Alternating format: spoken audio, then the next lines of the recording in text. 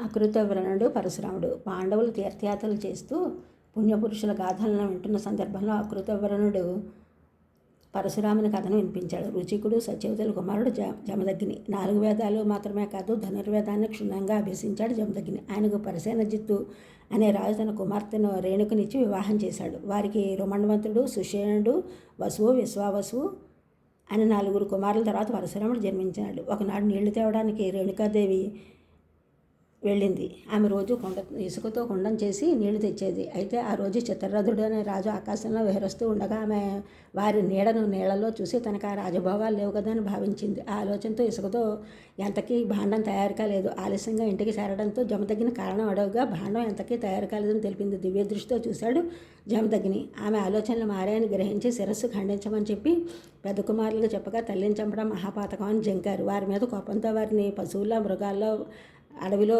తిరగండని శపించాడు జమదగ్ని. తర్వాత పరశురాముడిని తల్లిని సంహరించమని చెప్పాడు. ఉత్తరక్షణంలో గడ్డగడ్డలతో శిరస్సు ఖండించాడు పరశురాముడు. తన మాట మన్నించిన కొడుకుని నీకేం వరం కావాలో కోరుకు అన్నీ ఇస్తానన్నాడు జమదగ్ని. మా అమ్మ నిర్దోషురాలై మళ్ళీ బ్రతకాలి, నా అన్నలు శాపం పోయి ఎప్పట్లాగే ఉండాలి, యుద్ధంలో ఎదురు లేకుండా నేను చిరకాలం బ్రతకాలి, ఈ 3 వరాలు అనుగ్రహించండి అన్నాడు. సంతోషంగా ఇచ్చాడు జమదగ్ని. అలా కొంతకాలం గడిచిన తర్వాత హైహవ వంశస్థుడైన కార్తవీర్యుడు వేటకని వచ్చి అలసి జమదగ్ని ఆశ్రమానికి వచ్చి ఆతిథ్యం స్వీకరించి అహంకారంతో ఆశ్రమాన్ని పాడు చేసి హోమధేనువుని దూడని తీసుకుని వెళ్ళిపోయాడు.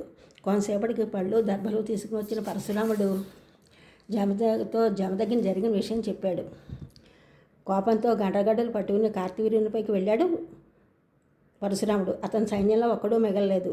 చివరకు కార్తవీర్యుని కూడా నరికేశాడు. ఆ కోపం మనసులో పెట్టుకున్న కార్తవీర్యుని కుమారులు పరశురాముని ఇంట్లో లేని సమయంలో చూసి జమదగ్ని ఆశ్రమాన్ని చెల్లాచెదరు చేసి జమదగ్ని నరికివేశారు. అతడు తల్లి ఇంటికి వచ్చేసరికి విషయం తెలపగా తండ్రి మరణంతో దుఃఖం కోపంతో అయిపోయాడు భార్గవరాముడు.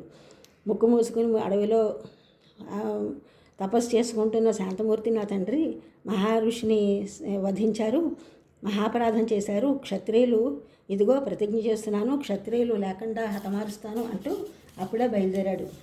వెతకి క్షత్రియులు అన్నవాడు లేకుండా భూమండలంలో బలిపెట్టాడు. మొత్తం భూమండలాన్ని జయించాడు పరశురాముడు. యజ్ఞాలు చేశాడు.